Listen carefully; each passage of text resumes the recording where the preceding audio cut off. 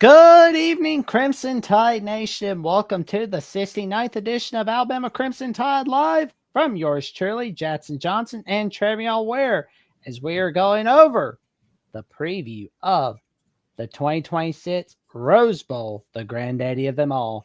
Let me tell you something, folks. It's going to be for a wild ride. How you did tonight, good buddy? Doing good, doing good. It's finally game week, and I'm ready, just to break everything down. It seems like it's been ages since the last time Alabama took the field and actually played a football game since they beat Oklahoma in the first round. So, I'm ready to get this show rolling. Holidays passed. It's time for football now, so let's go. Oh, I know it, man. And before we get started on the game itself, we got some merch. And, it's not too late to get that really perfect New Year's Eve gift, but also it's never too early to go ahead and get some Valentine's Day gifts. Yeah, and just in general, gifts just to roll into 2026 and to bring in the new year. We got the hats, we got the t-shirts, we got the sweatshirts, we got the polos, we got the trucker tees and things of that nature. So we pretty much got something here for everybody. So whether you like to sit and drink, put your drink in a mug, or cup holders and stuff like that. Like I said, we pretty much got something there for everybody there on the Alabama Network Voice of College Football website. So definitely want to tap in there for sure. Oh, here we go.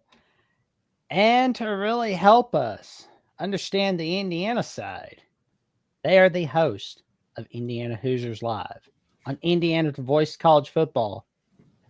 He's the man bringing that beard magic along with Trevion Ware. One and only himself, Alec Keyser, and he is another awesome co-host of Indiana Hoosiers Live. He's a Bears man. He's a Jags man. He grew up as a UCLA man. He's a Dodger man. Bradley Lemus. How are y'all doing tonight, gentlemen? Doing well. Looking to bring that West Coast flavor to the pod. Oh, there we go, man. It's going to be a party. And no worries, Jeffrey will definitely be here later on in the show, especially for that prediction part of the show, because he is going through quite a dilemma. Alabama, Indiana, these are going to be legitimate questions for Only Talk Sports, where we're crossing our fingers that he'll pit the tide, or at least he'll try to. All righty, so we've got a weather update on the Rose Bowl, and they say it's going to be really rainy out there. I'm out here right now. It's been dumping. It's sunny right now, but it makes me think with the forecast telling it what it's going to be. It's gonna dump like we've never seen before.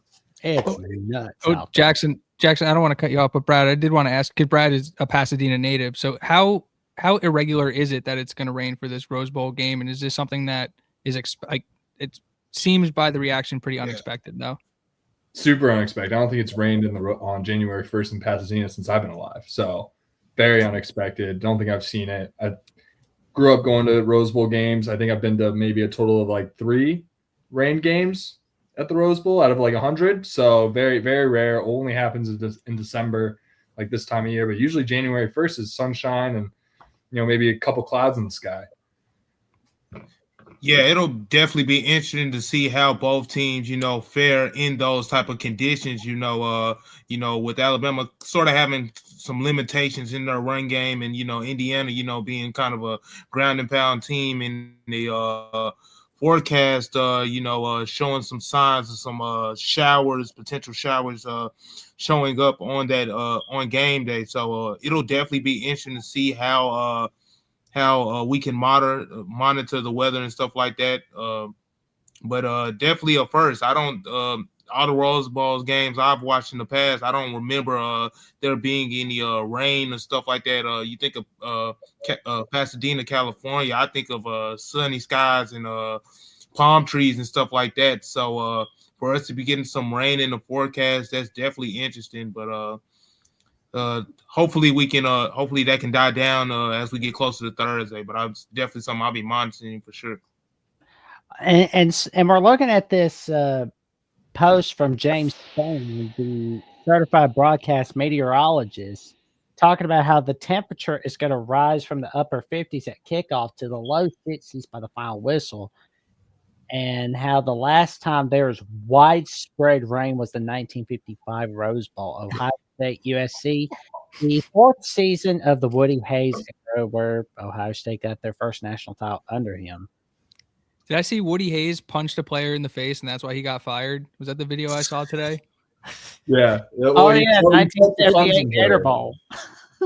Yeah, that's gonna be the memory I assess Woody Hayes with. But it seems like we're getting ready for a classic, guys. Like you said, haven't had any rain since 1955. It's 2026. We're getting ready to roll into, and for that to be the first time to happen in over 50 years, it's definitely looking like it's gonna shape up to be a classic, just with the weather and stuff like that. So I'm excited for sure.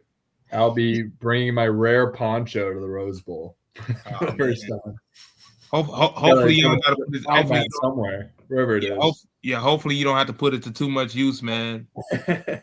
I'm hoping not. My Vans are gonna get soaked. Oh, man. Oh, here we go. It's just gonna be wild seeing like a lot of rain in Pasadena. You know, like, usually you see a lot of rain in Seattle, Washington, but not in Pasadena. It makes me feel like we're not going to be seeing a lot of the Tournament of Roses. Luckily, the rain's not going to be like really too bad. Like, I heard like, the weather was really bad in parts of California, but it's luckily not too bad in Pasadena. Yeah. As a native, like I'm kind of worried about the Rose Parade. Is it going to be raining during that? Like, are all those floats going to get ruined? I'm a little worried about that. I think football is going to be as is. Football is kind of football weather. I kind of like it. I think it's going to be great. They're playing on real grass. It's not going to, real conditions. I think it's just going to be a fun one to watch. I think with blue blood versus new blood. Yeah, it's as blue blood and as new blood as it gets. Really with these two logos getting after it. So, like Travion said, instant classic in the makings. Yeah, it obviously does not feel like it's going to be a high-scoring game, but it's not going to be a low-scoring game either. It's basically going to be first to 28 wins, and it's going to show on this 2026 edition of the Rose Bowl. Yeah, I might have a different opinion on what the threshold of points may need to be for both teams, but definitely think it's going to be a close game, but we're going to get into that more. We get into the second segment of the show for sure. Oh, man, it's just going to be interesting to see what happens. But, of course, we got some players to watch out for in this Rose Bowl. But before we do that, I have a question for each of you gentlemen. Do you know a guy who can make some top-notch college football predictions? I think I know a guy. For sure. We might be talking about the same dude, Jackson. Let's see if Brad and Alec, we all on the same page with the dude we're talking about. I think I know the same guy. I don't know this guy. We talked about him. Oh, man. Well, we know this guy. He's the man, the myth, the legend, the owner, the founder of The Voice of College Football. Oh, I do know. Here we go. Mark Rogers.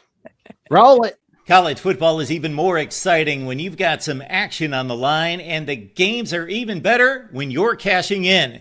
And The Voice of College Football is the place to be to get the greatest value. Start with my picks. 75% against the money line, 58% against the spread, and I've got a 40-plus year track record. 11-0 in the college football playoff for me last year against the money line, 8-3 against the spread. And I'm just the warm-up act. Steve Merrill of Wager Talk is our ace in the hole, show stopper. 7 years with the Voice of College Football, over 30 years in the industry. Steve gives us analysis on all the big games, but you can't miss Steve's weekly under-the-radar pick. 28-12 against the spread the last 3 years.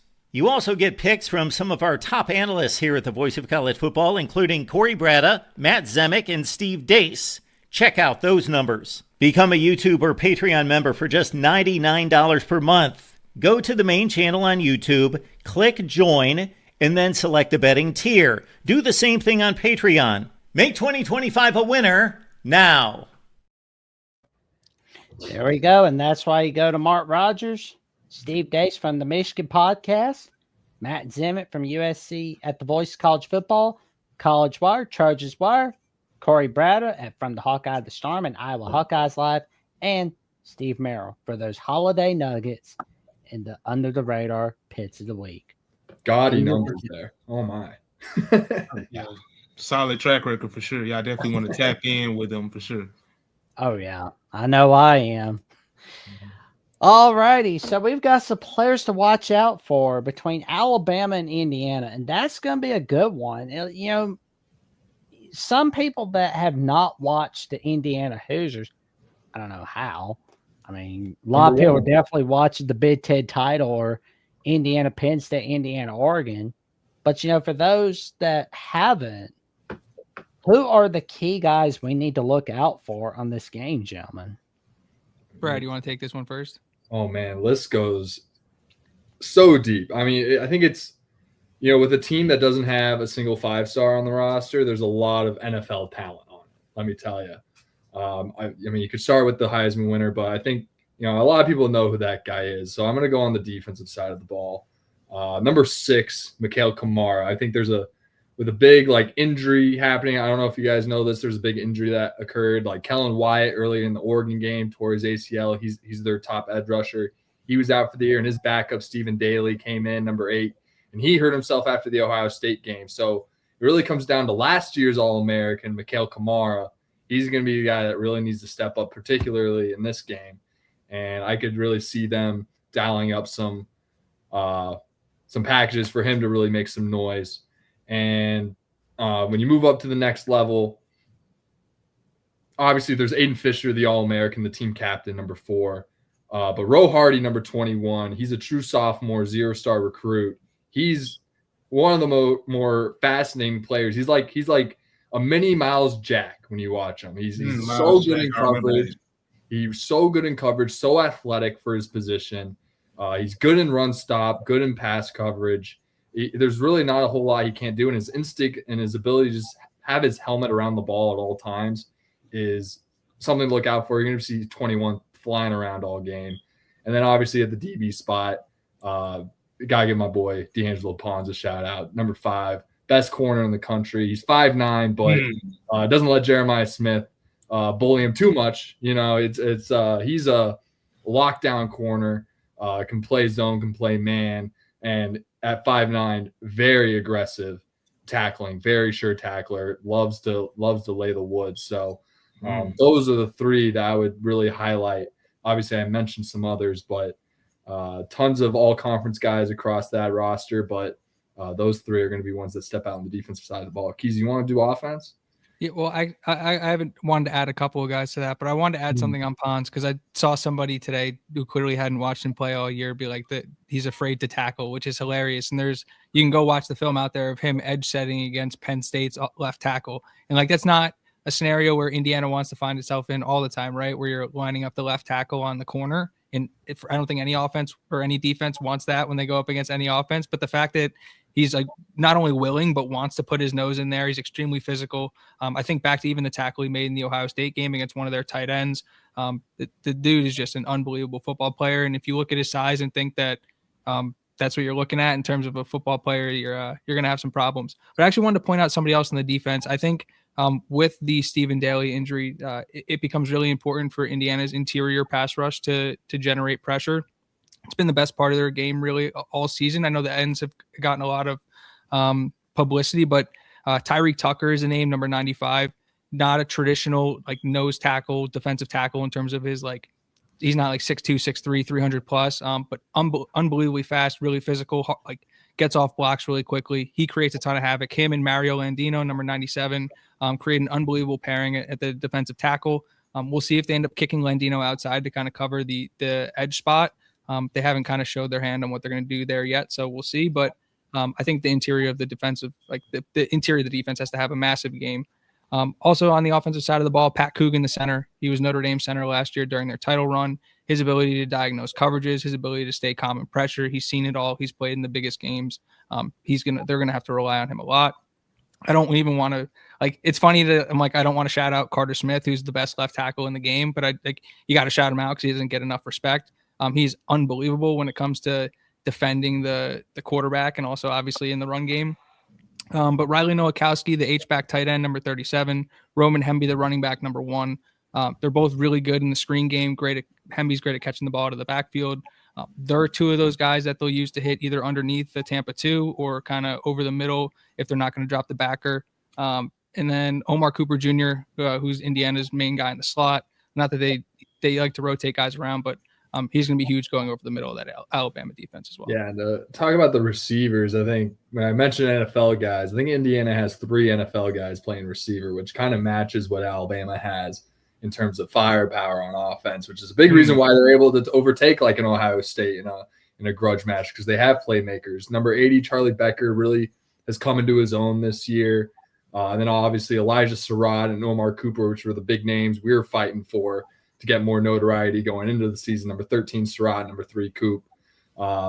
They got depth at that position as well. But those 3 guys are a real 3-headed monster, and having them all healthy for once going into a game is going to be really helpful for that team to and support those. I was going to say, and EJ Williams is the tallest playmaker. He's been kind of dealing with an ankle thing, but the time off you'd like to think is going to help him. He's got college football playoff experience going back to 2021 with Clemson.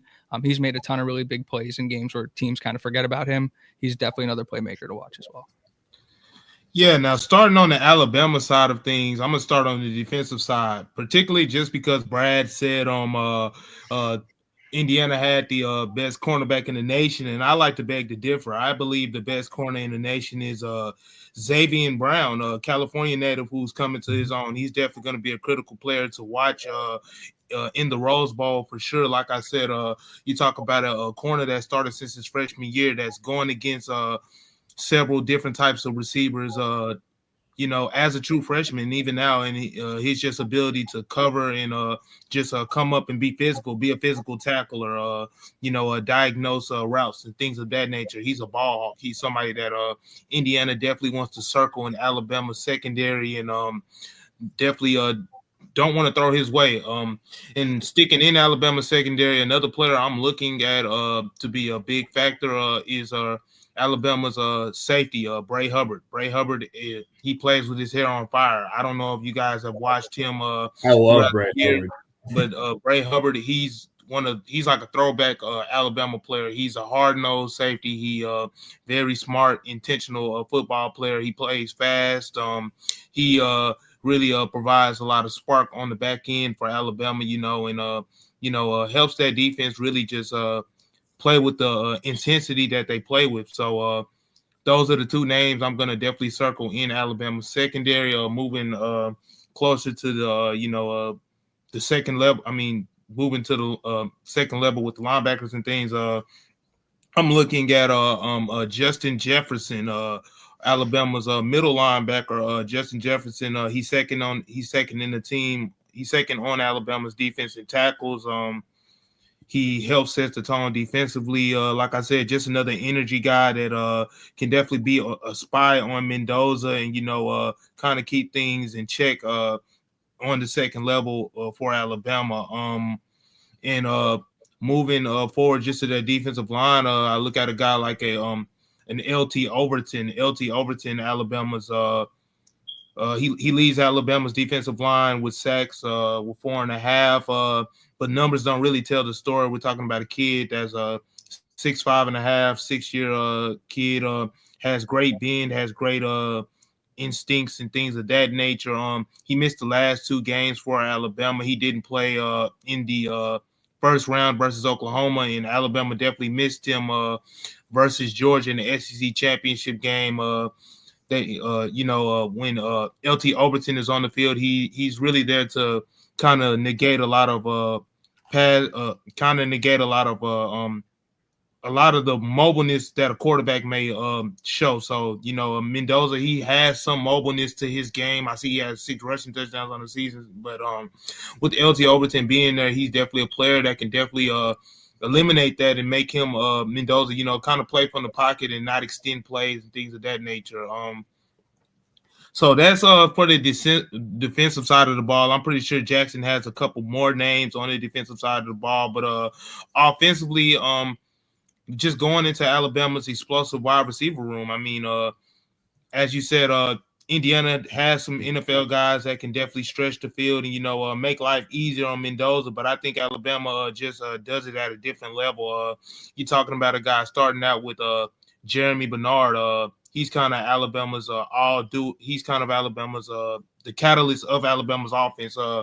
They let him take carries out of the backfield. They use him just in the intermediate game, take deep shots with him and things of that nature. He's kind of like the a veteran presence on the Alabama receiver room that, kind of it starts and stops with him. A lot of people think of a kid like Ryan Williams and things of that nature when they look at Alabama, and he's kind of had like sort of a sophomore slump, but Jeremy Bernard has definitely been the receiver that has helped Alabama, kind of weather the storm while Ryan Williams, kind of refines his game. And just staying in that receiver room, you just look at another guy, the guy that kind of just took the hearts out of Oklahoma in Norman, and I'm talking about Lotsier Brooks. He's a speedy receiver. I kind of liken him to like a Jalen Waddle type of receiver, just with his ability to stop and start, his ability to make defenders miss in open field, and things of that nature. Lotsier Brooks is definitely somebody you want to watch. But looking just those are 2 weapons, but I'll get to the Alabama's offensive line and up front offensive line. It stops with Parker Brailsford and Parker Brailsford and Caden Proctor. Parker Brailsford is Alabama's center. He kind of keeps things steady up front for Ty Simpson and things of that nature. Him and Ty Simpson are best friends, so their communication is like this, yeah. And with Caden Proctor, he protects the left side of Ty Simpson, and if people have watched Alabama football this year, he also has some athleticism to his game. Our offensive coordinator Ryan Grubb has put him in some packages, to catch some defenses off guard. So Caden Proctor is definitely another player you want to look out for. And I'll give you 2 more. Just Jam Miller, Alabama's running back, Alabama's lead back. Alabama hasn't had much of a run game this season, but when Jam Miller has played, if he hasn't run the ball effectively, he's shown up big in pass protection for Alabama's offense, and that's going to be big, with Indiana in that pass rush, and them, especially on third down, with Indiana having one of the best third down defenses in the country. Jam Miller's IQ, just to be able to, just to diagnose pressure to see where it's coming from to protect Ty Simpson, that's going to be key.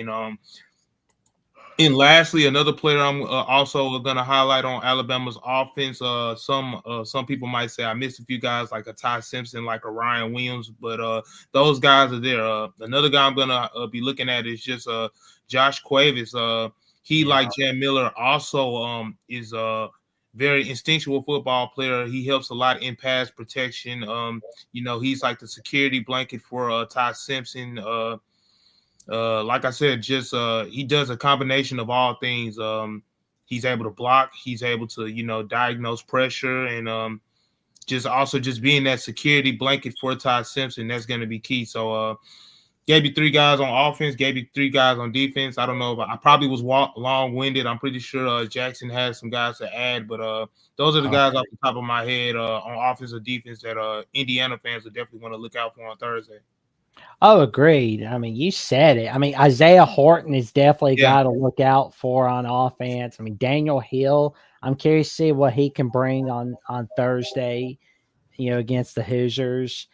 And just lastly, just to add to that, Of course, I said Ryan Williams, but we haven't seen Ryan Williams, perform up to the standards this year. But if he can get it going versus Indiana, that can cause Indiana some problems because Indiana, they have of course their coach, they're coached they're coached great by Coach Signetti. They're definitely defensively sound and things of that nature. But if Alabama can get Ryan Williams in space and let him be explosive as he is, that can definitely cause some problems for Indiana. So you definitely want to look out for Ryan Williams. I don't know if he'll show up Thursday or not.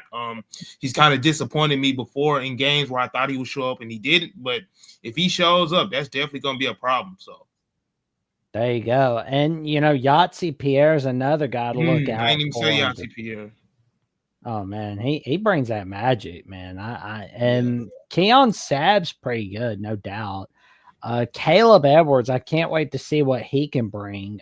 Cole Adams, I am ready to see what he can bring. And there's just so many more guys to look out for on Thursday.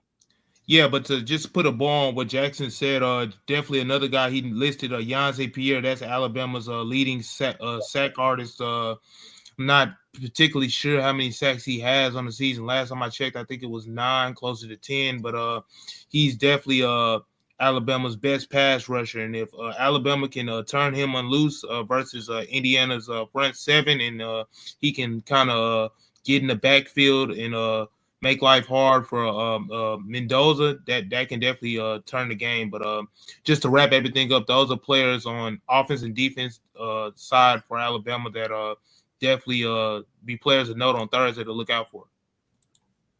There you go. Like these are the players to watch for on Alabama and Indiana. Definitely guys you want to keep your eye on Thursday afternoon on ESPN/ABC.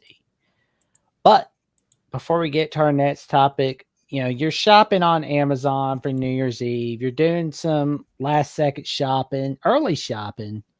So you might as well use the link to support the Voice College Football. You want to shop on Amazon, use this link to support the Voice College Football because, you don't need to buy the product display. It doesn't cost you a penny, and you get the same shopping experience, especially with that link down below. Click that link, and you're basically, you help us make a buck, and, you're getting a little something all from Amazon.com. There we go. Alrighty, so we've got some position battles to look out for on Thursday. This is going to be a wild one. And we'll go ahead and start with Bradley. Then we'll go with Alec, Trevion, and end it with myself. I wrote one position battle down for this. Just in terms of I don't know I think all the position battles are going to be equal weight in terms of the impact on the game, right? But in terms of going to the game, what I'm excited to watch, it's that the Bama receivers versus our DBs. I cannot wait to watch Pons go up against Bernard or Ryan Williams or whoever it may be. We got Jamari Sharp, who's super long, track speed on the other side. Devon Boykin, who doesn't really get a ton of credit on Indiana's. He's kind of their nickelback rover is what they like to call it. Number 12. He's a sixth year guy. NC Stater came in through the portal this year. He doesn't get a whole lot of notoriety because you don't really hear his name because he's kind of locking down doing his job.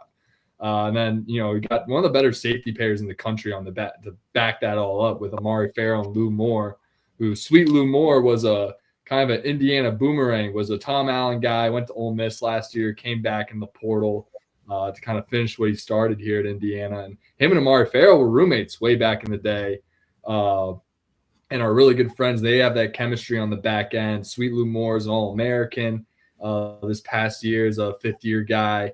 And Amari Farrell is number 1 in your program. True junior, has a lot of NFL potential to him with being, a 6'3" body at the DB position. Brings a lot of physicality, very underrated in terms of his play. I will say one of the bigger weaknesses we've seen throughout this Indiana defense, which I will say has not given up more than 20 points all year, which was Oregon on the road. Their one vulnerability was giving up the big play, the deep ball.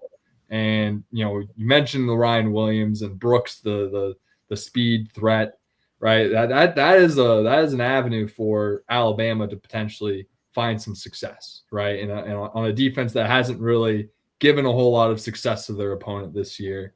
That is a big matchup I'm looking to look out for, just because I think there's a ton of NFL talent in that position battle. Brad, I'm glad you highlighted the secondary, because there were a couple guys, especially Lou, that I wanted to highlight that I was like, I didn't get a chance to highlight. Yeah, so I do appreciate that. I'm going to cheat a little bit. I think Brad hates when I do this, but I include the coaching staffs in this as well. And I think that not just Womack, but DeBoer as well. Like Alabama's core tendencies, the fact that Womack doesn't like to blitz a lot. I think Bite Size Bison had a chart today that had him at like 34%. I think when they blitzed, and like super high success rate when they do bring, but versus what the country did when they played Mendoza was blitz, I think like 47% of the time.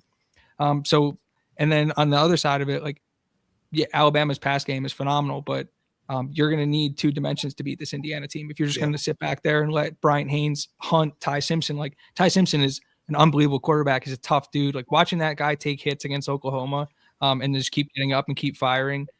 Hard to not be unbelievably impressed, not only with his accuracy and his ball placement, his arm strength, but his toughness as well. But like they're going to need to rely on the run game. And I made this point when Jackson and I were on with CFB Express. I think that dropped yesterday. Daniel Hill's 245 pounds. I would like to hear your guys' opinion on why that run game hasn't been able to get going the way that you'd like to think it would, because like the Ryan Grubb, Kalen DeBoer offense, like, they're going to throw the ball down the field. So in theory, you'd see some lighter boxes. So that's kind of a confusing thing to me. But if Alabama is going to stick to whatever its core tendencies were this year and not like really run the ball at all, and on defense not come after Mendoza, that kind of plays right into the strengths of Indiana. And then if they do decide to change up their tendencies, are they taking risks and putting themselves in positions that they don't typically do? So I'm really curious to see that matchup, because we, like, the Indiana staff is as psychotic as it comes when it comes to game planning, watching film, all that good stuff. But that Alabama staff that we have a lot of familiarity with is just as good at game planning and scouting and all that good stuff. So I'm really excited to see what the Alabama coaching staff, like how they decided to attack this Indiana team. Here we go. Yeah, for me, looking at the Alabama side, and this point will really tie into Alabama's usage of running backs and why Daniel Hill is kind of not the main back versus Jam Miller. And of course, I don't have all the answers, but I got a theory on why. But first, I'll start out with my position battle. I think is gonna. I think a big battle that everybody needs to be looking at is Indiana's pass rush versus Alabama's offensive line. Why it matters. Indiana's defense generates pressure consistently. They had over 251 pressures this year, and obviously they'll look to disrupt Ty Simpson, because a disrupted Ty Simpson we saw down the stretch of Alabama's season and things of that. When he's not Ty Simpson, a lot of his when Ty Simpson is at his best, he's playing on time. He's playing in rhythm and stuff like that. But if you get him out of rhythm and out of time, he, just like all quarterbacks, they're not the same quarterback. So Alabama being able to protect Ty Simpson, that's going to be key for me for sure. Indiana, their third down defense is phenomenal. Like, I think that's probably one of the best third down defense I saw just looking at opposing teams this season and just in general. Their percentage rate on third down, they don't give up a lot. So that just ties into the offensive line and defensive line battle. If Alabama like I said, is able to protect Ty Simpson and keep him ahead of the chain, because that's going to be key into how Alabama offense is scripted. Whether they can mix the run game in and kind of keep Indiana honest and things of that nature. But to get to your point, Alec, about Daniel Hill, of course, Daniel Hill.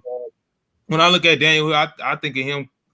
Obviously, he's not Derrick Henry, but he got some Derrick Henry build and stuff like that. And a lot of people see that and they're like, why Alabama doesn't use him more? I really think it's just because just with Kalen, and why Daniel Hill isn't more effective is probably what the term should have been. But it's really just because with Kalen DeBoer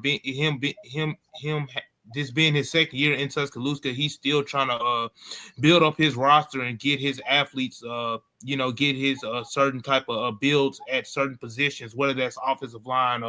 You look at Caden Proctor and Wilkin Formby, their tackles, versus the tackles he had at Washington and stuff like that. Those tackles tend to be lighter in weight and, more athletic and able to move more. So it's no slight to Wilkin Formby or Caden Proctor, but, Kalen DeBoer and Ryan Grubb kind of just working with what they got, especially with Ryan Grubb, him being his first year in Tuscaloosa, But like I said, offensive Indiana's pass rush versus Alabama's offensive line and how they're able to protect Ty Simpson, that's going to be key. And because if Indiana can get pressure on Simpson early, like I said, timing and accuracy will suffer, and potential that Ty Simpson, he's known to hold on to the ball longer than he should. That's probably my biggest knock on him. So they'll be able to, cause turnovers and stuff like that. So offensive, defensive line, who wins that battle? For me, that's pretty much going to paint the picture of the Rose Bowl. I'm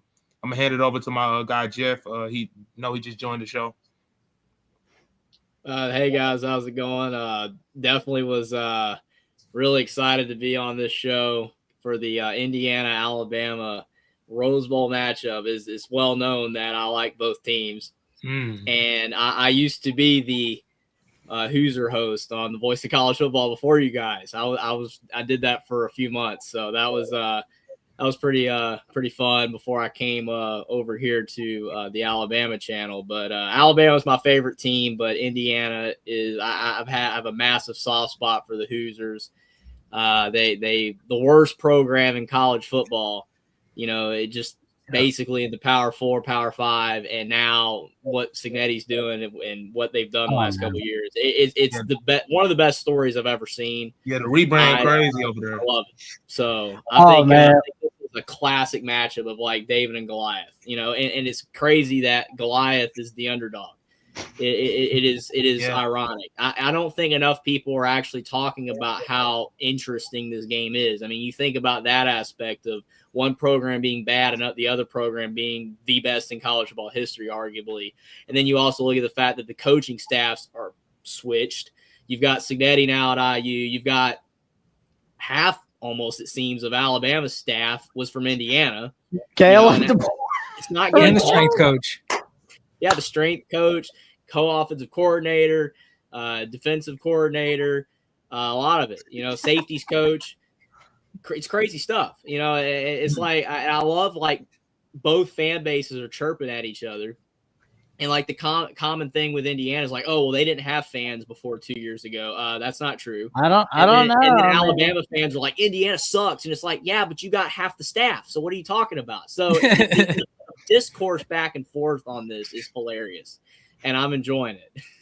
Oh man, and I could vouch for when Jeffrey was pulled for Indiana. Those were during the bad days. Like 2022, they were fighting for bowl eligibility, and 2023, I believe it was week 4 of the 2023 season. It was like 3-4 overtimes against Akron. Yeah, Akron, ladies and gentlemen, Akron. The first game that I ever like big time watched of Indiana was the bowl game against Duke in 2015, and that counted. That counted. Yeah. And I don't know that might have made me root for them, man. It's like this team hasn't won a bowl game since '91, and it's like they can beat Duke, and then it's no good. And I'm like, he made it. What are you talking about? Yeah. So and that was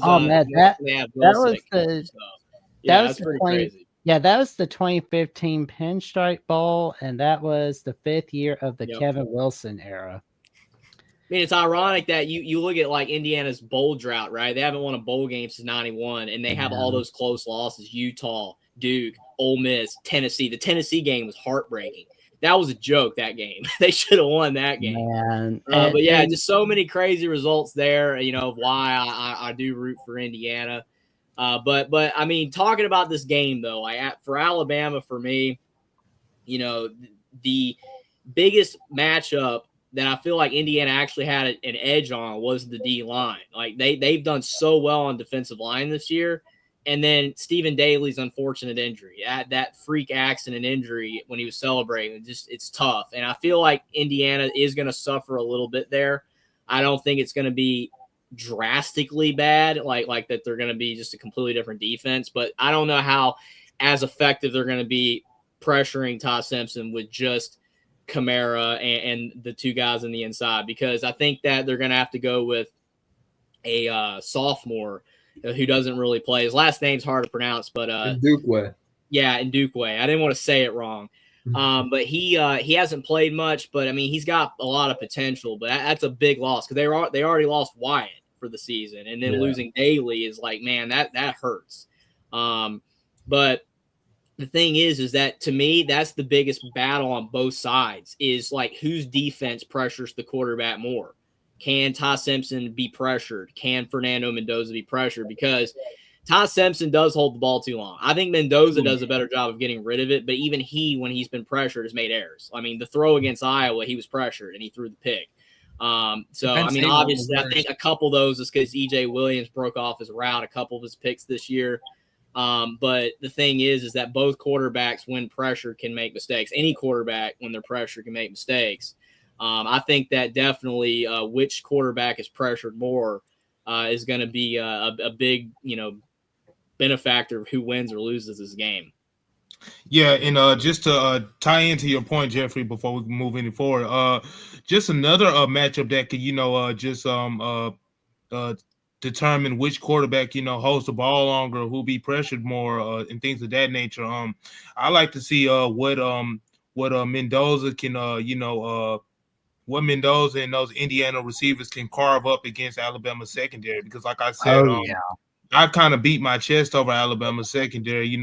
Of course, everybody recognizes Alabama's DBU, them or LSU, but I really like the young defensive backs they have in their defensive back room. Like I said, Zabian Brown, California native, and you look at another dude who's a California native, Dejon Lee, 6'5", cornerback, a true freshman cornerback, who's physical in coverage, who will come down and make tackles, who will, be everywhere in that secondary and make Mendoza hold the ball longer and things of that nature. And then you look at a veteran DB who's also from California, Damani Jackson. So Alabama has 3 defensive backs from California, kind of making homecomings and things of that nature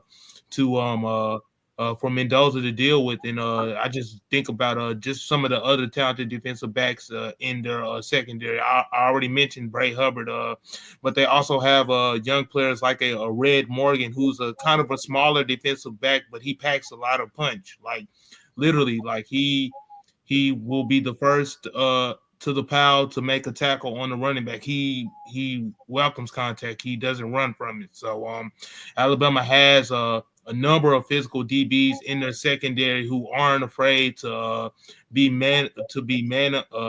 one-on-one in man coverage and hold down their man. And also, like I said, they also can come down and blitz and just make life hard for Mendoza. So Alabama secondary versus Mendoza and Indiana's receivers, that's definitely another matchup I'm going to be looking out for on Thursday for sure. Oh, no doubt. Like, the Alabama secondary versus the Indiana receiving core, and the Indiana secondary versus the Alabama receiving core. Those are 2 position battles I am keeping my eye on. And I was so impressed by Pons though in that game against Ohio State, because the fact he was guarding his former high school kind of teammate type of deal with Jeremiah Smith and everything. And I mean that the size mismatch and the fact that he was able to basically win the matchup.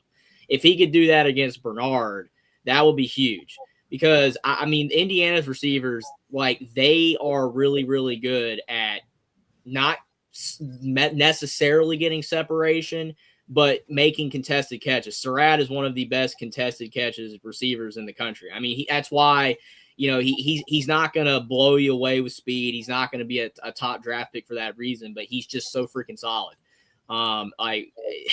Those back shoulder throws are just ridiculous. That's some of the ones he's made. The Oregon game, the catch against Ohio State. So, I mean, I think that Indiana secondary has an advantage over Alabama's secondary, in my opinion. I think Indiana secondary has been incredible. I think where Alabama wins out on defense is just the speed. They have the athleticism and the speed. Indiana doesn't have the speed. They're not going to win the speed battle in any matchup. It's the discipline, it's the coaching, it's the discipline, not turning the ball over. That's a big key in this game. If Alabama plays the way they did against Oklahoma, not turning the ball over, that's going to be hard on Indiana.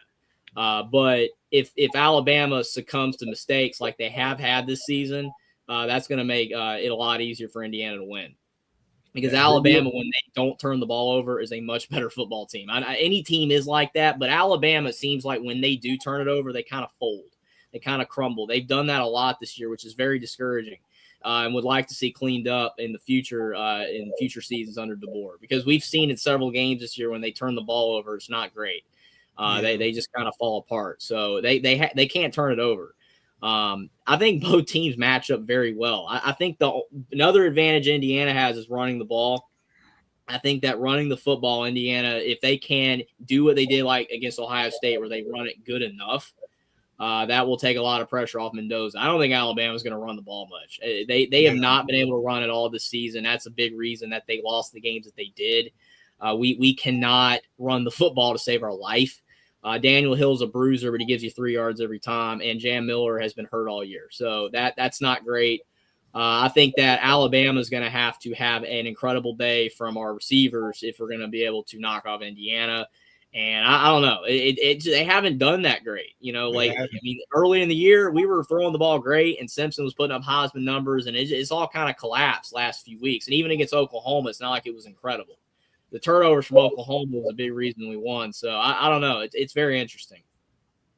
Yeah, I think the turnover battle is a big point to call out, just in terms of seems like Alabama's been a team to kind of shoot themselves in the foot at times, whereas Indiana, kind of their bread and butter, is being that disciplined team, doesn't make mistakes because they aren't, filled with 4 and 5 stars. They kind of have to, play as a full unit. Not saying they're not talented. They definitely match up athletically with a lot of, I think of Charlie Becker. He's kind of brought that new deep threat to the offense, which they've been kind of looking for with, Coop and Surratt and EJ Williams be more possession guys.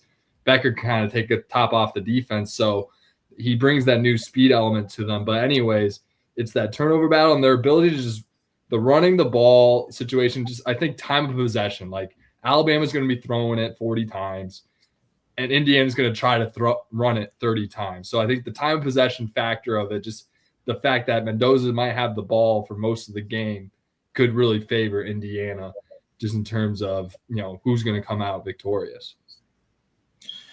Yeah, but like you said, with the weather, like we said earlier in the show, with the weather being what it's being, potentially bracing for inclement weather at the Rose Bowl, it'll just be interesting to see what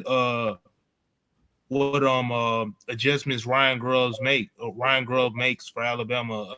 As you said, Jeffrey, and as we all know here, Alabama hasn't been able to run the football this year, but that still doesn't mean they can't get production out of their run game. I mean, you could try to get the best players in space, in the backfield and stuff like that. Which where Jeremy Bernard comes in, like you said, like I said earlier, they kind of use him as a receiver / running back, kind of like in a Deebo Samuel's role. So they can maybe, I don't know, get him, Daniel Hill, Jam Miller out in space with some quick screens and stuff like that. I know that's not going to beat this Indiana team. You're going to need more to come. You're going to need more offensively, but but overall, I'm just going to be interested to see what adjustments Ryan Grubb makes for sure. Yeah, because that's definitely going to be a key to victory on Thursday for Alabama. And, I think Ty Simpson is going to have to make a few runs as well in order for Alabama to win this game. I think Alabama needs to be more creative on offense too. The creativity has been pedestrian at best. They don't mix things up very much. And I know you don't necessarily have to, get gimmicky and do a bunch of trick plays and stuff to win games. Obviously not. You don't have to do that. But I feel like Alabama at times, if they could just find ways to mix it up a little bit in the backfield, like try to, use some decoys, use like you see some teams do where like they got guy running over and then he's running back out and like the defense is having to shift around to try to see what you're doing. And then maybe after all that, you just run it up the middle. Maybe just something like that to be like, hey, we're giving you eye candy, because it feels like to me, like a lot of times Alabama just runs the football, they just run it straight up the middle. There's not a lot of counter. There's not a lot of, surprises. It's like you're just running into the teeth of the defense, making it hard for you to gain additional yards, especially since we don't have, an explosive back this year. Jam Miller at one time, I feel kind of was an explosive back, but he has regressed with injuries. He's not that same guy right now.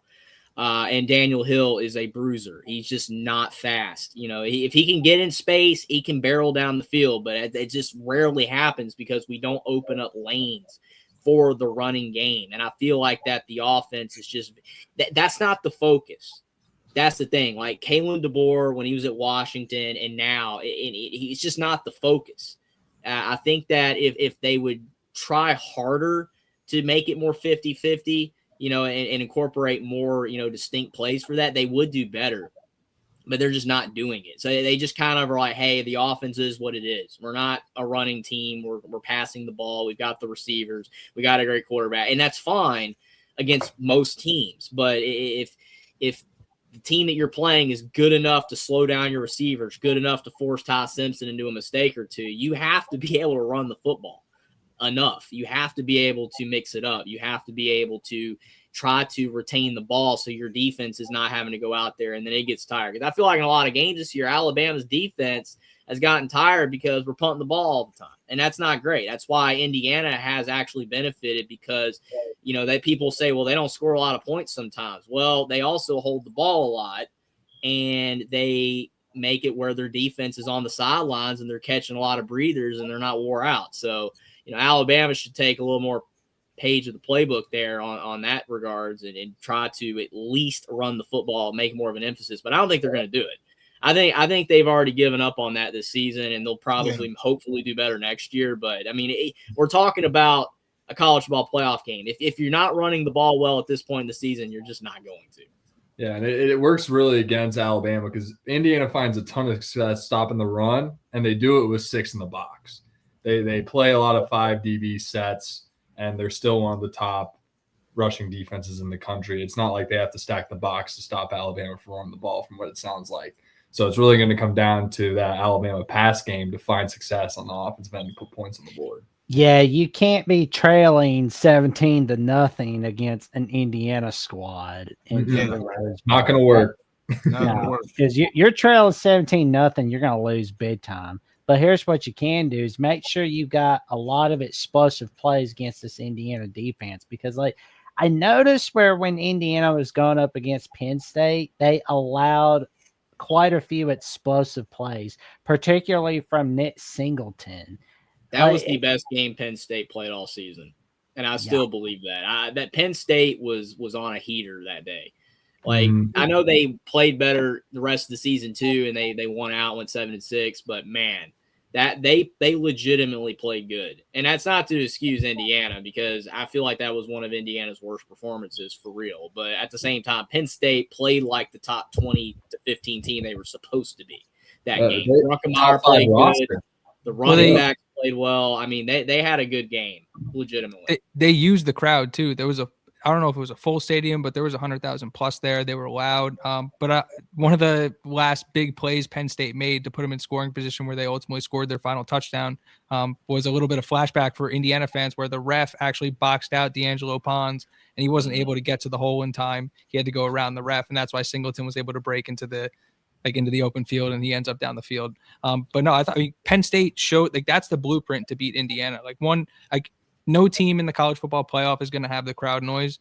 So that kind of is what it is. But you're going to have to run the ball 35 times a game. Another guy who killed Indiana in that football game, which is like another positive for Alabama, was Trevor Pena. Over the middle of that zone, he was able to find holes and make big plays. I didn't think they threw to him enough. But yeah, if you're not gonna run the ball and like put a lot of stress on this defense, and again, like let Brian Haynes muck up the line of scrimmage and like confuse Ty Simpson and bring different guys and sim pressures and sim coverages. And that's exactly what this Indiana team wants to do. I mean, the Yeah, problem is when you want to run, when you want to throw the football every single time and just abandon the run, then the defense is like, well, hey, we can blitz. I mean, that's why Ty Simpson is running around for his life half the time, because of the fact it's like, all right, all they're doing is throwing the football. All we're doing is throwing the ball. That's not ideal. That's why it's good to be balanced. I feel like, again, Alabama just kind of puts themselves in this position by being so pass reliant. I mean, we know that in modern offenses, you pass a lot more now, but it's showing that as we're moving further into the 2020s that it's kind of reversing a bit, where the most successful teams are still kind of balanced. You can't just be 70-30 pass. In Alabama, throwing the ball, you're just making it where Ty Simpson's a target every time. It's never a relaxation play where it's like, okay, I'm handing the ball off this time. I don't have to worry about it. Every time he snaps the ball, defenses are coming. And sometimes, some of the games, especially Georgia, they only rush 4. And he still got sacked. That's not good. That's a problem. So yeah, I think that Alabama, unfortunately, that's just a major negative this season. But what were you saying, Travion? Yeah, and just to wrap everything up, like I said, I don't think it's because, I mean, as you said, you pretty much are what you are at this point in the year. You know, you're not just gonna wake up and magically be able to rush for 130, 40 yards to win the game versus Indiana. That's just not gonna happen. But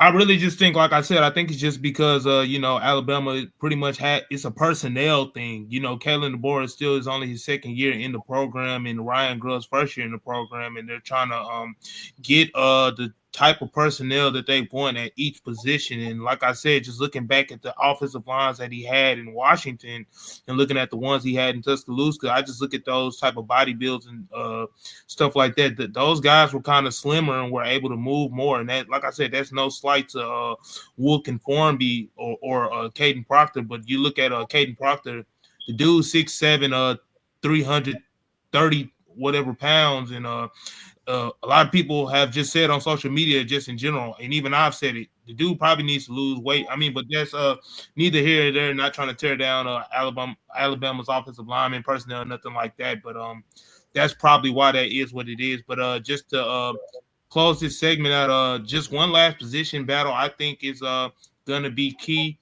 This battle it's not an actual position. It's kind of the psychological battle, because when you look at Indiana and you look at how many times they've been tested this year, you know, a lot of looking down their schedule, they haven't been tested a lot. I mean, of course, you bring up the Penn State game. They were tested there. They were tested versus Oregon. They were tested in the Big Ten championship versus Iowa. Iowa. They've been tested 5 times. How many times do you need to be tested in a football season? Yeah, but I'm saying, but when you look at Alabama and you just look at especially that 8-game winning streak they had, knocking off 4 ranked teams and being the first SEC team in history to do so, and just last week coming back down from 17-0. This Alabama team knows how to be tested. They know how to respond. They know how to get up from the mat and throw another punch. I'm not saying that Indiana doesn't, but from in terms of a psychological, mentally tested and stuff like that, Alabama is obviously the more tested team. But then again, you can't. That's no slight at Indiana. You know, they played who's been in front of them. Like you said, they have about 5 games during the regular season where they were tested pretty much. That is a lot. That's a big number, but still the same. Alabama, like I said, this is probably the most I've seen an Alabama team be tested just in a season. I mean, maybe I might be wrong, but I think the psychological battle will definitely play a factor, especially with the weather, bracing for inclement weather, neutral site, the underdog factor, Indiana never being there for the first time. Not saying that they can't do it, but I think that's definitely going to be a big key to look for on Thursday. I agree with the psychological battle. I do think that there is a testament to Indiana not being in this position. They've been in the playoffs. They just made it last year, but they haven't been in this position where it's like, hey, we're the hunted right now. We're favored by 7. That we've got an SEC, blue blood program as the underdog in this game. And this is a 50-50 game. A lot of people are picking Alabama. A lot of people are picking Indiana. I disagree with Ty Simpson's statement that Alabama, nobody believes we're going to win. I don't agree with that. There's a lot of people that think Alabama's going to win. But it's pretty 50-50. Now, where you said about Alabama being tested more, I agree with that. I think Alabama has been tested more, but I mean, when you start to pick apart the schedule and you look at who we actually beat, the teams we actually beat kind of start to look worse when you break it down. I mean, you think about Missouri. I mean, Missouri was okay. Obviously, when we beat Missouri, they were better than they ended up, and their quarterbacks were not down to basically their walk-on, but Missouri was not a great team. Tennessee was not a great team. LSU was not a great team. South Carolina was not a great team. Again, it's perception because you think about the SEC. I agree that the SEC from top to bottom is better than the Big Ten. Still, they have more good teams.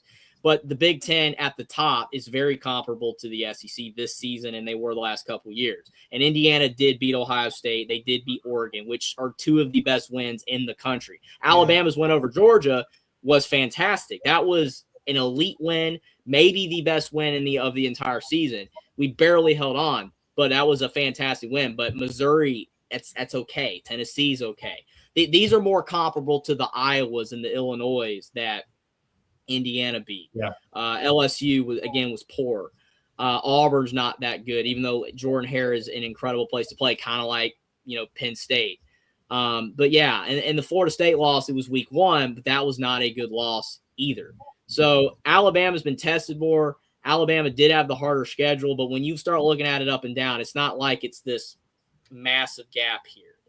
Alabama, it was a better schedule, and I think that strength of schedule will reflect that. But it's not like Indiana's schedule was poor. Indiana's schedule this year was better than it was last year. Their schedule last year was terrible because all the teams that were supposed to be decent, like Nebraska and Washington, ended up being trash. Michigan was trash, even though Michigan beat us in the bowl game because we didn't show up. So again, it's very, hindsight, it's 2020. I think that if you just blindly look at it, it's this big gap, but it's not as big of a gap as you really think. I think Alabama's schedule's tougher, but it's not like it's incredibly tougher than Indiana's. I was going to say Indiana was number 1 in strength of record, but I dislike all those metrics anyway. And so it's like, you look at, I like to look at it as like, how many car crashes did you get into each week? And like, nice. Wisconsin wasn't a good football team. I'm not going to say you guys played Wisconsin, but like the Wisconsin defense that Indiana played was unbelievably physical. And for whatever reason, the offensive line didn't show up that week. Mendoza got sacked 5 times. Like that's not a tough game on the schedule, but that's one where you come out of it with some bumps and bruises where you're like, that's like, no, they weren't tested. That wasn't a close game, but it's like it's more so the car crashes, I feel like. Oh, for sure. And, just kind of put a bow on this keys to victory segment. Alabama is going to need Ryan Williams to really step up his game. That's another key to victory for Alabama. And just know when to take a touchback. You don't have to return it. Every time you got a chance at a kick return, just kind of chill for a bit.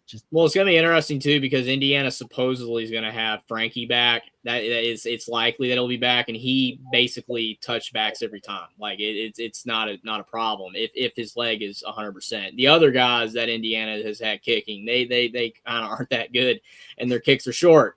So if you got Frankie back, then Alabama won't be returning anything. I don't know. It's really interesting because, I mean, again, you look at both of these teams and Alabama, the talent advantage is massive, but Indiana, I think the coaching staff's better. I think Indiana's coaching staff is better than Alabama's coaching staff. I believe that. They've done an incredible job with guys that, they've outplayed their rankings, but a lot of these guys, you got a lot of former FCS players and group of 5 players and even D2 players at some points, like Surratt. These guys weren't supposed to be good. They've all way outplayed their rankings. Alabama's underperformed what they were supposed to do. You look at the roster, Alabama should be going 11-1, 12-0 like Ohio State. And they didn't, because Alabama has been inconsistent. You think about, that's why I get so annoyed when people look at a result and say, hey, this team is better than this team because they beat this team. I know head-to-head. I know that's why Miami got in over Notre Dame. I think Notre Dame was better than Miami, even though they lost in week 1 or week 2 or whatever, week 1. So you think about Alabama. We beat Georgia first time. Second time we get killed. Then you lose to Oklahoma the first time. Second time we beat Oklahoma. You see why you say out of 10? Because I think out of 10 times Ohio State beats Indiana 6-7 times, but Indiana won the game that day. That's the thing. Football's a weird sport. Alabama could easily, if they had played better, won 11 or 12 games. Easily, if they hadn't have sucked against Florida State, they hadn't have choked against Oklahoma at home. And then we'd be talking about Alabama in a much different light. And Indiana could have very well lost to Penn State. It could have lost to Iowa. Could have lost to Ohio State. They'd have 3 losses right now. That's the thing. Football is interesting. It's how you battle it out in tight games. And Indiana has done better than Alabama this season in close games. So that's another interesting element. 100%, no doubt about it. And to kind of put a bow on this show, we've got the final score prediction of the 2026 Rose Bowl. So what we'll do is start with Alec, then go with Bradley, go with Travion, go with myself, and of course, Jeffrey for last. Yeah, Jeffrey for last. Yeah, I mean, the show is Jeffrey's bid decision, Tide or Hoosiers. So it's like, there we go. He's going to be the tiebreaker. Well, we were joking about it beforehand, and none of us envy the position you're in. And it's definitely a unique one because there's not many. There are a few of you actually out there, but not many Alabama Indiana crossovers. So yeah, there you go. We're hoping that Jeffrey will go with the top, or at least it used to be a harmless fandom, but now these days probably won't be anymore. Yeah, I know, it's crazy. Like I thought, liking Indiana as a side team was okay, it was safe, right? And now it's like, okay, they're facing Alabama in the playoffs. Okay, that's too funny. All right, I'll start us off. I don't think the entire season, even if you go back to Brad and I's first show on the Voice of College Football, like we've been extremely confident in the football team we've had. We watched Mendoza throw at the pro day. We knew the guys they were bringing back. I think they brought back 12 starters from last year's college football playoff team, not including Pat Coogan, who was the center during Notre Dame's playoff run. Fernando Mendoza, you watch what he did at Cal. You like to look at what Kurt Cignetti and co does with quarterback development. It didn't take a genius to look at putting him in this Indiana offense after what Rourke did last year with the added mobility, and it was going to take a step up. Hindsight 2020, what any of that, Indiana's exactly like, and I don't want to say we thought they're going to be undefeated Big Ten champions, but we weren't putting self-imposed limitations on this Kurt Cignetti football team. And so they haven't done anything this season to make me think they aren't the football team I thought they were in February or March. And that hasn't changed yet. So I got Indiana 24, Alabama 13. Ooh. Nice. Yeah, no, we've been on this team. I think we settled on like an 11-1, 12-0 if all the cards fell right, which they did. Didn't really consider a Big Ten. Well, I mean, Big Ten title was on the table, of course, knowing what this team was bringing. Basically going from an FCS All-Star team last year going to the playoff to now basically a team loaded with transfers at the Power 4 level. Just the talent upgrade from year 1 to year 2, the year 2 jump. This is what we expected to happen, is to return to the playoff and take that next step and win a playoff game at the very least was the standard that we set for this team back in March and April. And I think that reigns true. This team won against Ohio State, probably the most talented team in the country, the defending champs. No fluke. I got Indiana 28. I got Alabama 13, very similar to Keezer's score. We haven't let a team score more than 20 points all year. I think Penn State had 23. I want to say Penn State had 23 or 24. 24. Oh, did they? Whatever. Yeah.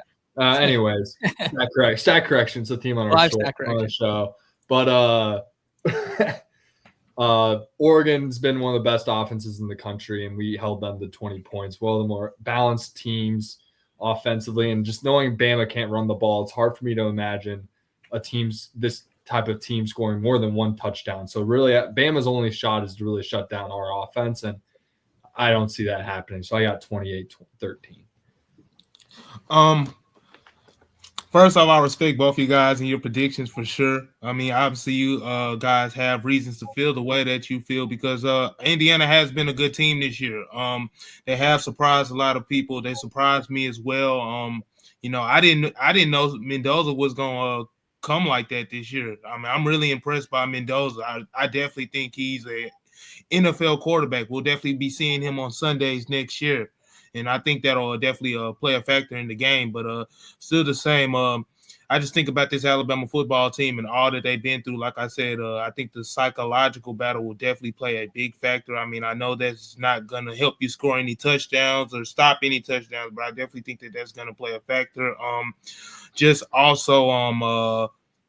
with the type of athletes that Alabama has, Alabama is the more explosive team. I mean, Indiana may be better coached. They may make fewer mistakes or things like that. But I just think if Alabama can, really get their playmakers the ball and be explosive and really, that's where we're going to start to see the talent disparity really show. I looked at I mean, like you said, the game is played on the field, but I looked at Indiana's roster and their makeup. They probably had they don't even have like any 5 stars on their roster or nothing like that. I mean, they didn't have any 5 stars when they played Ohio State, and Ohio State has 5 stars. But I just think if Alabama plays up to their talent level and doesn't shoot themselves in the foot and be the aggressive defense that they've been, because the defense has been the calling card for Alabama, especially in the second half of the season. I think if they do that, they'll definitely be okay. I definitely think that Kane Warmack will definitely scheme up a good game to make things make things uncomfortable for Mendoza and keep the game close. I think that Alabama's athletes will make the difference. So with that being said, I'm going to go Alabama winning this game in the Rose Bowl over the number 1 seeded Indiana Hoosiers by a score of 21-23. I just think that, I mean, with you guys saying that Indiana doesn't give up a lot of points, and I just think with that third down defense being exceptional as it is, I think Alabama will have they'll have a few chances to make big plays, but I think they'll make those big plays in the chances that they're given, and the athletes and the talent disparity will take over. So I definitely think Alabama, like I said, I think it's going to be a 24-21 game. The over-under on this game was 47.5. That'll probably keep it under the total for over and under. Indiana was a 7-point favorite. I definitely think that Alabama in the neutral site will definitely come to play and definitely make up the difference in Indiana being a favorite. So like I said, Alabama wins 24-21 and advances to the semifinals for sure. That's my overall prediction. We'll see if I'm right. We'll see if I'm wrong, but that's my prediction. I gotta roll my side. I think the talent disparity is closer than you think, to be quite honest. Yeah. But it's probably I know it's stars, but I think we have a lot of NFL guys on this roster. See, that's the thing that makes it tough, is because yes, if you're going off raw, rankings aggregate, Indiana's got like the 72nd roster in the country. That's what it was ranked at the beginning of the season, right? So it's like they technically should have been a 5-7, 6-6 team based off the stars, and that is a fact. That's not a lie. That is a fact. They have 7 4-stars, and most of those 4-stars aren't even the massive contributors on the team. So outside of Cooper, that I can think of. So in Alabama's got at least a dozen 5-stars, and the rest are 4-stars, basically 65 4-stars and 5-stars, which is ironically the exact same amount of 4-stars and 5-stars Ohio State had. So again, based off of that, Alabama should win this game by a lot. But there's a reason Indiana's favored by 7. I'm not making my pick. I want you to go first, Jackson. I'm just saying there is a difference between rankings and results in production. There is. Alabama has the way more talented team and way more guys that will be playing on Sunday and way more guys that will be having more successful careers on Sunday. But Indiana has a bunch of guys that have overperformed their expectation level. and they've played a lot better than anyone thought that they ever would. The high school recruiting ranks, even the transfer rankings, they were ranked a little higher, but still a lot of people thought Mendoza would be all right this year. I actually had him as my 4th best quarterback coming into the season because I thought he'd be a lot better than most people thought, based off what Rourke did with a basically broken knee, and the fact that what Cignetti's done with quarterbacks. I thought Mendoza would play a lot better than he was expected to, and he did even better than I ever thought. I compared him to Andrew Luck in April. Indiana's case is because their guys have outperformed their ranking. A lot of Alabama's players have underperformed. Ryan Williams has been a disappointment this year. He is an incredible athlete, and he has underperformed. He has not played to his potential, and that's the problem for Alabama. The talent's there. Alabama should theoretically, just like Ohio State with the talent, easily win this game. But that's not going to be the case. It's just not.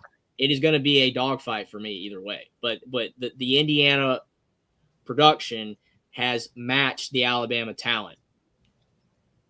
Go ahead, Jackson. I think Jackson, real quick to make a point, is that when you look and kind of understand how recruiting rankings are created and how those 24/7s and the on-3s do the majority of their rankings versus like a Buffton Prime BIP's list who's like actually sitting there watching the film and grading the players, you start to understand why.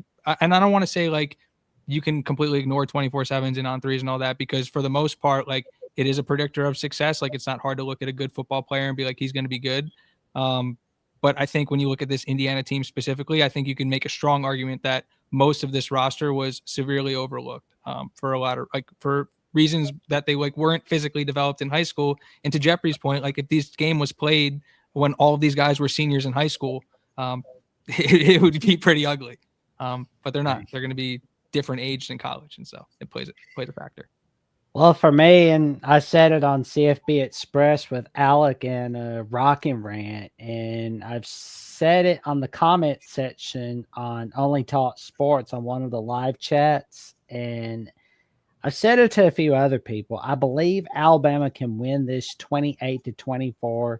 This is going to be a close one. I believe Ty Simpson can make just enough big plays. He's got a lot of that first half of the season magic that he's brought throughout this year. Whatever was bothering him in the second half of the season, well, that's all gone now.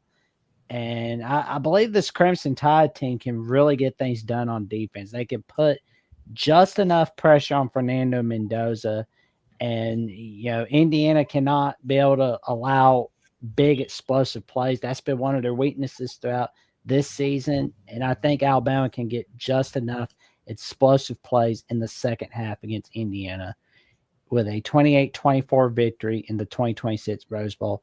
And now the decision.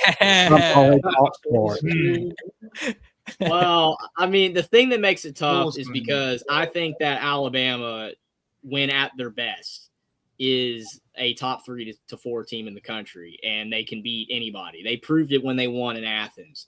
They proved, against Oklahoma in the second half and the Vanderbilt game and some other games that they are a legit top 5 team at their best.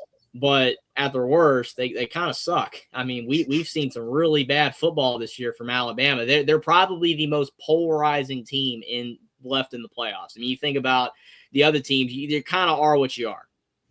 I think Texas Tech and even Oregon to a lesser extent, they got the most question marks remaining about how good they are. But Alabama's the most polarizing team left. We have been so inconsistent. People don't know what to make of Alabama. I mean, we were talking about 2 weeks ago, Kalen DeBoer is going to go to Michigan if he loses, which is dumb. That was absolutely dumb. But we were talking about it because, not a lot of the Alabama fan base, but some were like, things are not going that great. It's not like things are going bad. The inconsistency is what's bothering, the Alabama fans, including me and Jackson and Travion. It is frustrating because, sometimes you look at your roster and you just say, you know what, this is not our year. We're just not good enough. We'll be better next year, all that kind of stuff. You got the portal, you got recruiting, and Alabama's recruiting great, so things might improve. It's just Alabama this season and even last year, the inconsistency has been astounding. Like some of the losses, I mean, you think about the Michigan Bowl loss, you think about the Oklahoma loss last year, you think about the Vandy loss last year, the Florida State loss this year. The Oklahoma loss at home this year. You know, the losses that DeBoer has suffered mostly have been against teams worse than Alabama, which is strange. Obviously, losing to Georgia this time, which broke our kryptonite rule that we always beat Georgia, which kind of sucks. But, I mean, Alabama typically under DeBoer against good teams shows up. Typically. It's the bad teams that they don't.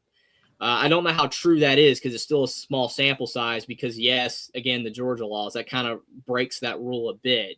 But other than that game, Alabama's pretty good against good teams, and Indiana's a really good team. So I think Alabama's going to show up, and I think Alabama's going to play well, and I think Alabama's going to play hard.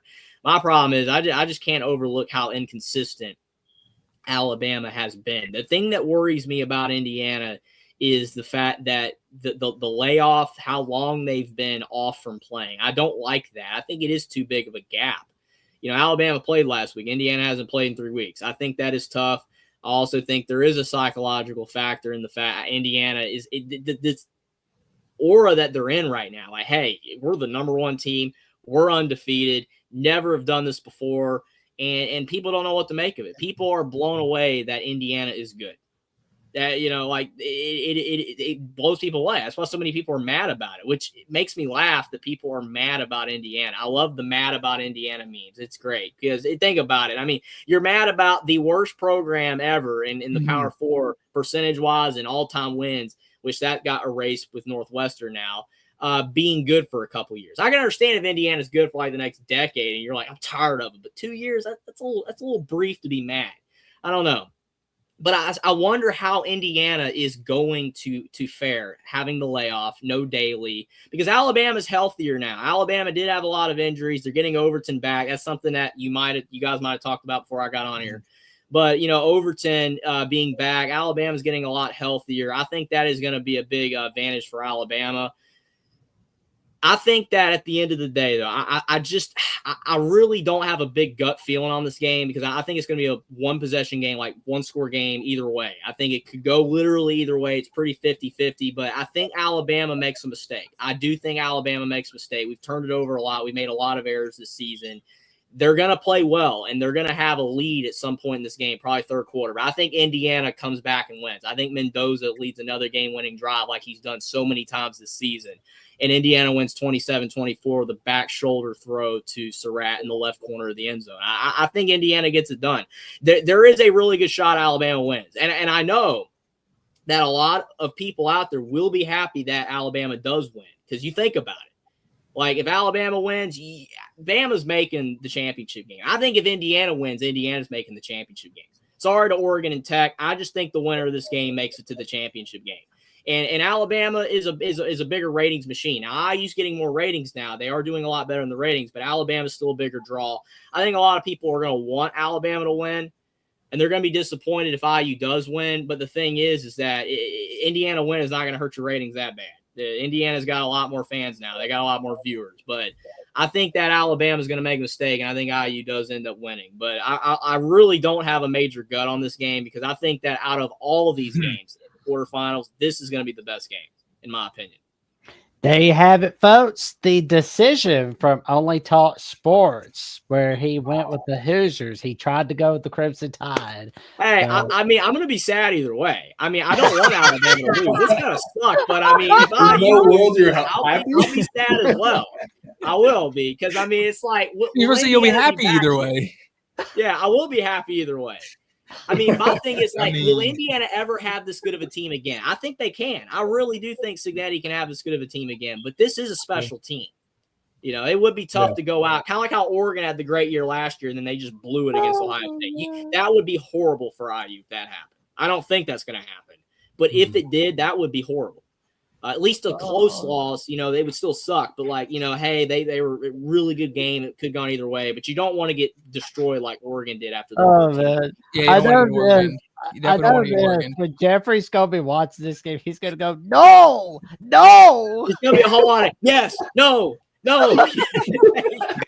Yeah, Jeffrey kind of got both of his worlds kind of crashing in. But I do appreciate your honesty. I could definitely see why you went the way of the Hoosiers, like you said, because Alabama has had a lot of inconsistencies, and Indiana has shown that they, not prone to make a lot of mistakes. So I definitely appreciate your honesty on that pick. Me and Jackson kind of got a hold down the fort for Alabama ourselves, but it is what it is. I mean, if we were more consistent, I would have picked Bama, but I don't like the inconsistency, man. I mean, it's reared its head in too many games. I'm the homer on this one for sure. Hey, I picked with my heart too. I picked Alabama to beat Georgia. I'm like, hey, we always beat Georgia.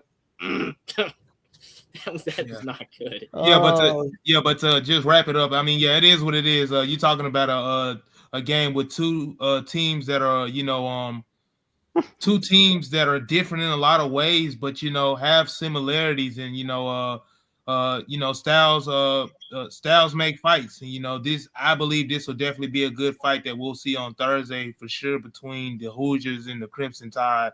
And with the weather being predicted to be what it is, like I said, I definitely think we're tuning in for a classic. So regardless of the outcome of the game, one of us might be mad, one of us might be sad, but I definitely think we'll be able to look back at this game and say, hey, we watched a classic. The 2026 Rose Bowl was a classic. So I'm excited to see what Thursday brings for sure for both sides. Yeah, the fact it's Indiana's second Rose Bowl. A lot of people are like, oh, it's probably Indiana's first. No, they played O.J. Simpson. They played him once in the Rose Bowl. They lost. But, they've made it before. In 67, 68 season. So, I mean, they've been there at least once. Alabama, even though they don't have a Big Ten or Pac-12 tie, they've been there more than Indiana because of the new rules. But, it's really interesting. Well, you missed it a little earlier tonight, Jeffrey Bose. Like I was telling everybody, because I think like the 1968 Rose Bowl between Indiana and USC aired like the same day. There was like a Gunsmoke episode, I believe.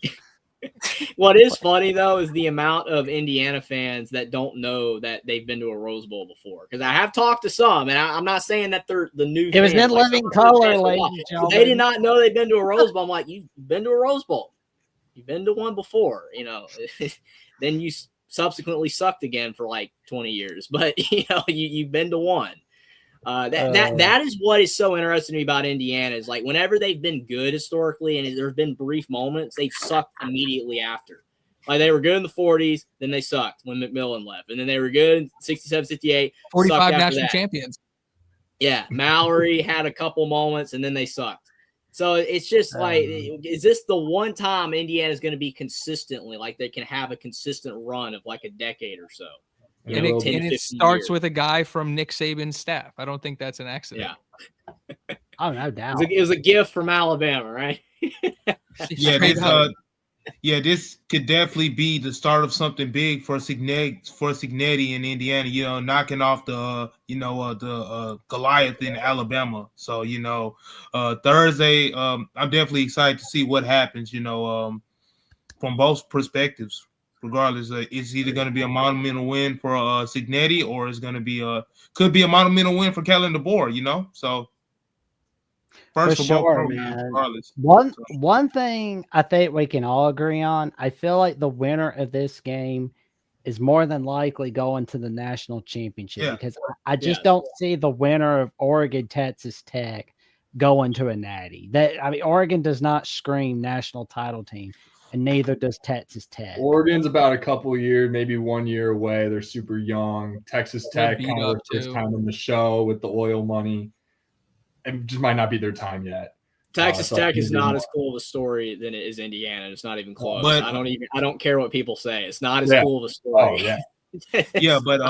But to kind of wrap that up, I know Jeremiah Smith, he kind of got his eyes set on Indiana. They asked him today at the Cotton Bowl when he was speaking to reporters and media.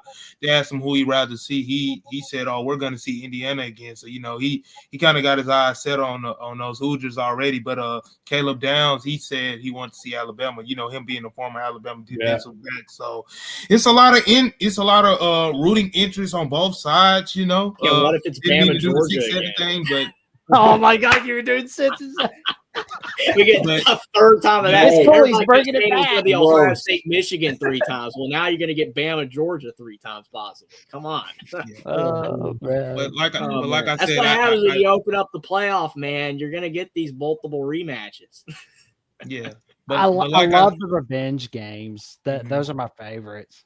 Yeah, but like I said, I just can't wait for Thursday. You can flip the calendar, watch some good football, and more than likely we'll know what team is. I mean, games still have to be played, but seeing Indiana and Alabama, we'll know what team could make that run for the national championship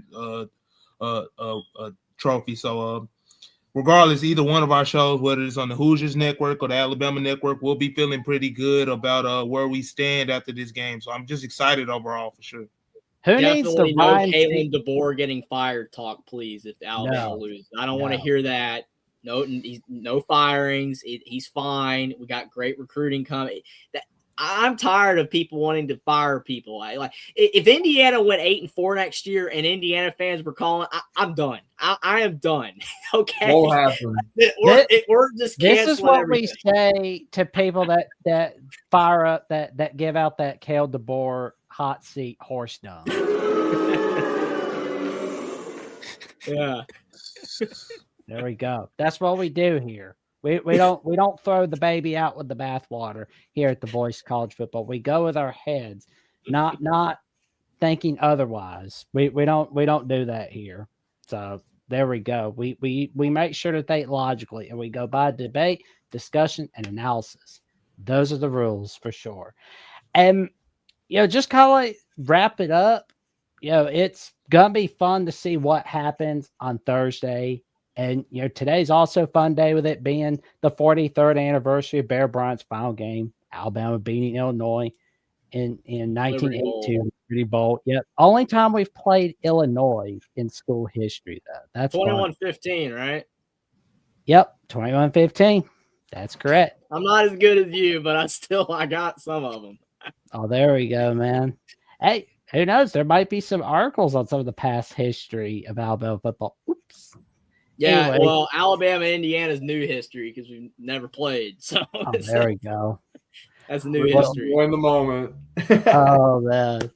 Well, Bradley, Alec, what magic are you cooking up on Indiana at the Voice College Football, gentlemen? We'll be live tomorrow night, 8 p.m. Eastern. Indiana Hoosiers live, 61, 62, 61, one of those two. I don't know. We're talking about the 62. We're talking about this game. We'll be talking about Alabama, Indiana. We'll be talking, the smoke 62. around Indiana football. And, we're just more Alabama breaking it history down. A lesson, lot more yours Indiana truly. slant, obviously, than will be on this show. And, it'll be a good time. Definitely pop over. Yeah, we'll also probably give out some picks for the rest of the playoff slate. So be sure to tune in. There we go.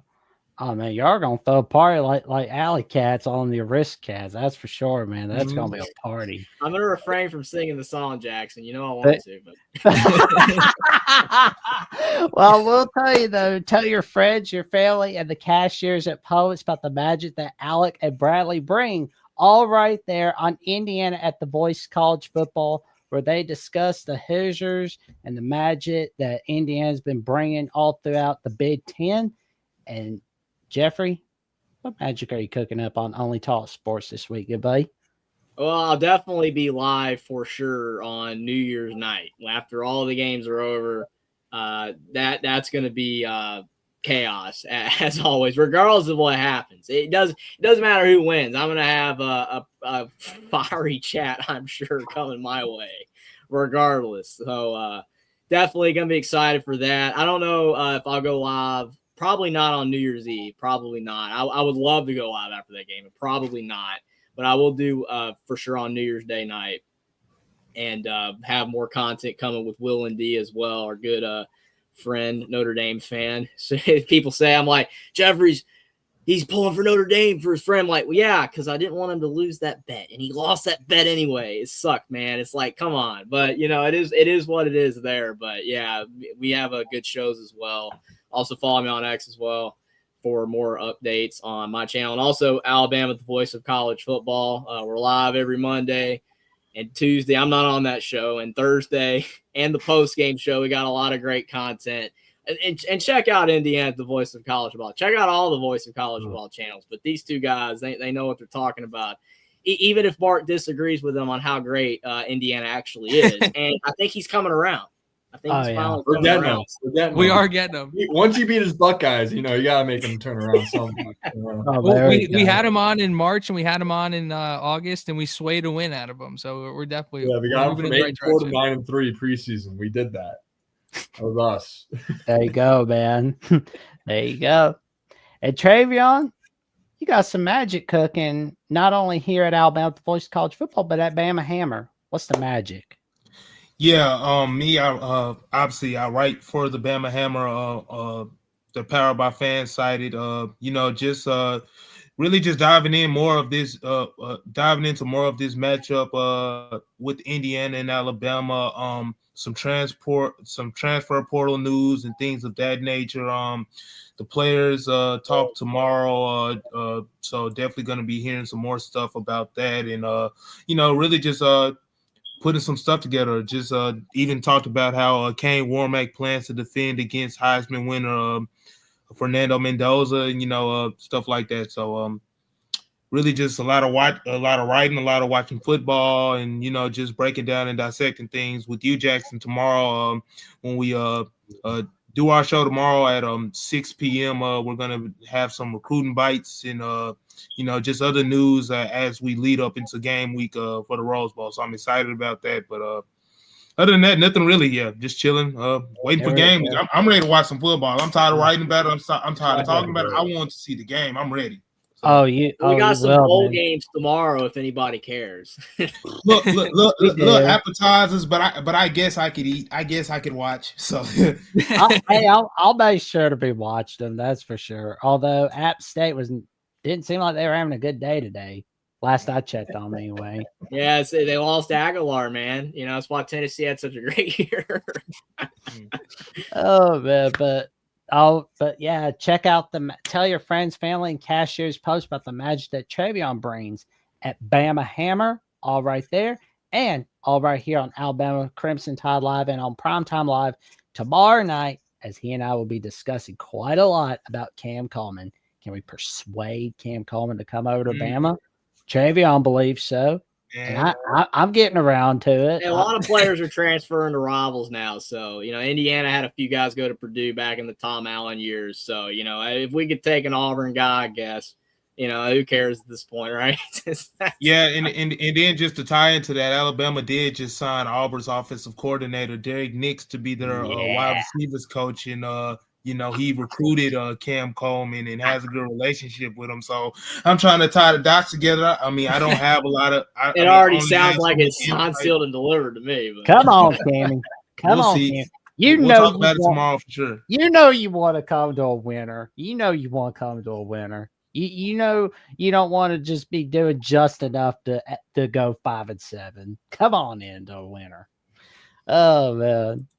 And you can check me out on JotsonJots979, where I am now 269 subs away from 1,000 on my personal channel at JotsonJots979, where I'm 7 more episodes away from episode 100. And you can also check me out on SEC Live on SEC at the Voice of College Football, where I was joined by Rock and Rant discussing Georgia, Ole Miss, Alabama, Indiana, and much more on SEC at the Voice of College Football.